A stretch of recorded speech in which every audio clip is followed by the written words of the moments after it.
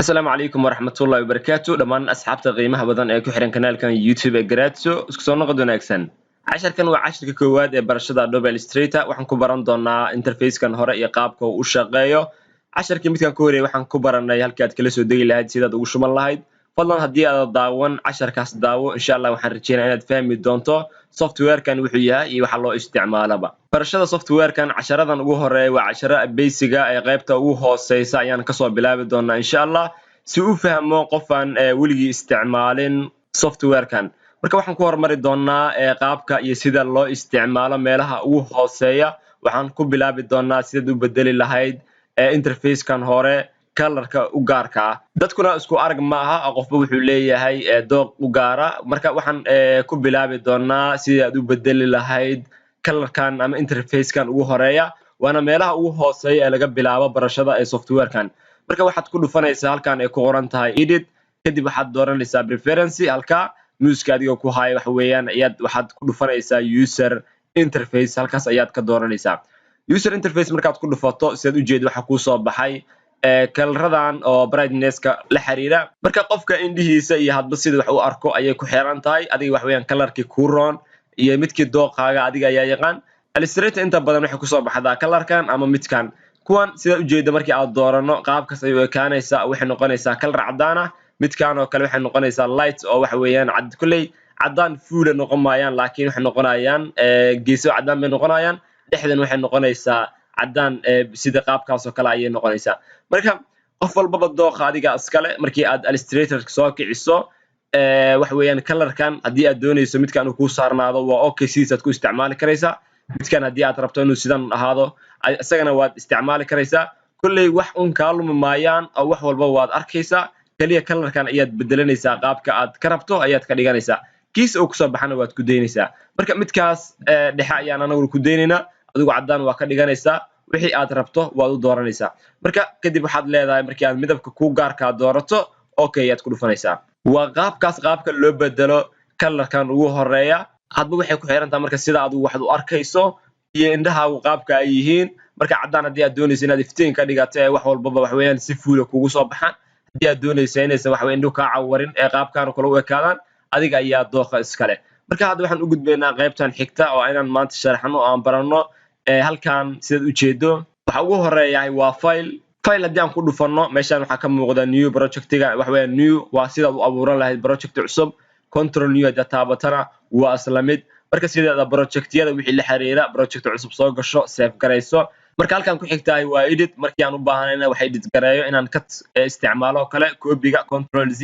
iyo shortcut-yada inaan wax paste iraado waxaan soo koobiyo kala meel kala dhigto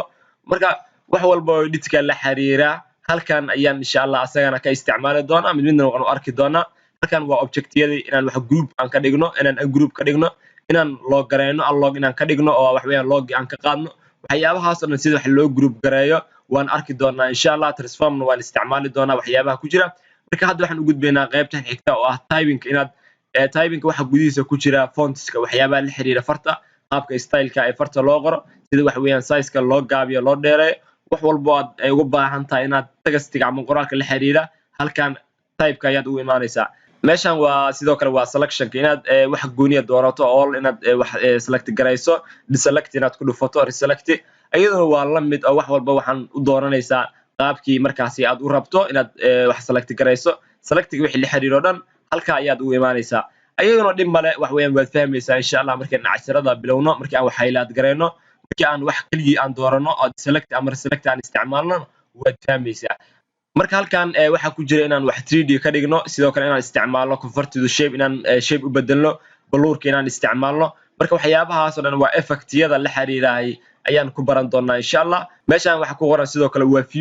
view-gan wax weeyaan wax walba oo la xiriira qaabka hadda uu kugu muuqdo ayaad waxa ka bedeli karaysaa hadii aan u baahanahay inaan zoom ku sameeyo waa control plus waa dhihi karaa sidoo kalena waa ku dhufanayaa view waxaan dooranayaa marka zoom in ama zoom out midkaan u baahanahay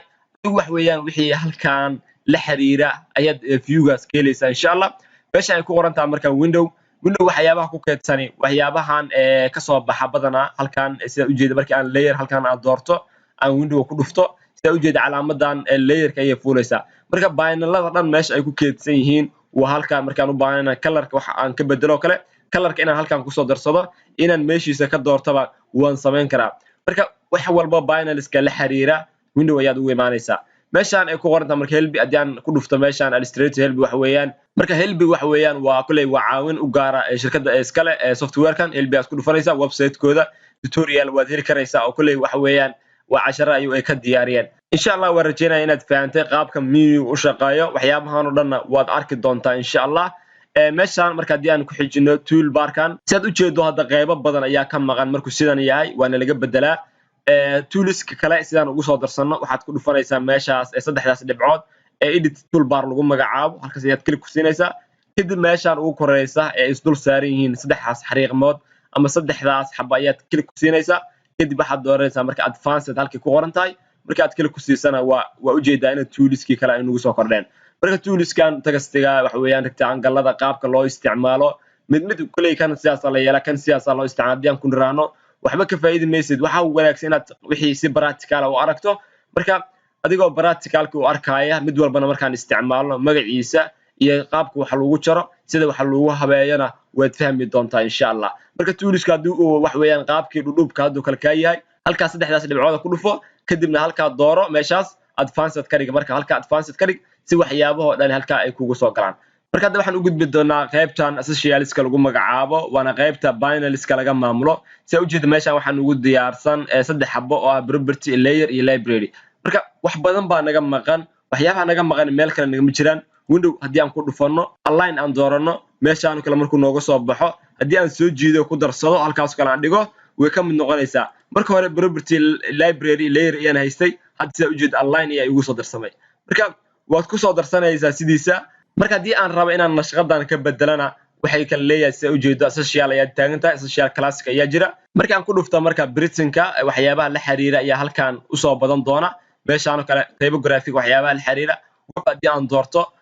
markii aad qof web designer uu sameeyana nashqadeenta waxyaabaha webka fududeeya color-iska waxyaabahan ayaa halkan ku imaan doona markii aad software-ka dhameeyso ayaan baran doonaa insha Allah sida loo abuuro new workspace cusub qaabkaad u abuuran lahayd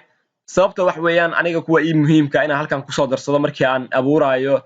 workspace cusub iyo kuwa adiga ku muhiimka noqon doonaay wax macquul in ay kala dugnaadaan marka dooq adiga yeelan doona insha Allah qaabkii aad ugu soo darsan lahayd iyo sida u sameyn lahayd anagu hadda waxaan software ku shaqeyn doonaa insha Allah essentialska ay noo ahaan doonta waxyaabaha u baahanahayna halkan ayaan ka soo bixin doonaa halkan ayaan ku soo darsan doonaa insha Allah marka muuqaalkeeni maanta halka ku ogyahay sida loo abuuro project cusub anoo new project ku dhufanayna cabirada insha Allah casharada midkan ku xiga ayaan ku baran doonaa marka adiga waxa laga rabaa marka qaabkan oo kale toolska inaad ka dhigato marka casharada waa maalin dhaaf insha Allah waxaan kaaga tagayaa sidaas iyo nabadiina wassalaamu calaykum waraxmatullaahi wa barakaatuh